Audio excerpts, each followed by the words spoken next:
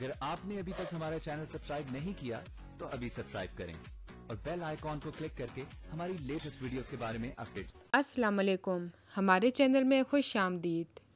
बिल्लू मीना की जायदाद कब्ज़े में करने के लिए एक नकली प्रोड्यूसर मीना के सामने इंट्रोड्यूस करवाता है कि ये नया प्रोड्यूसर है, बहुत मशहूर है और इसका नाम टोनी है।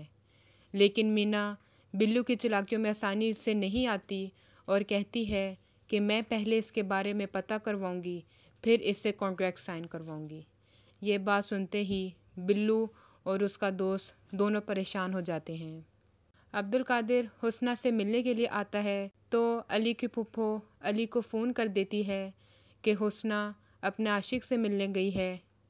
अली उनका पीछा करता है और हुस्ना को होटल से हाथ पकड़ के उसको ले आता है।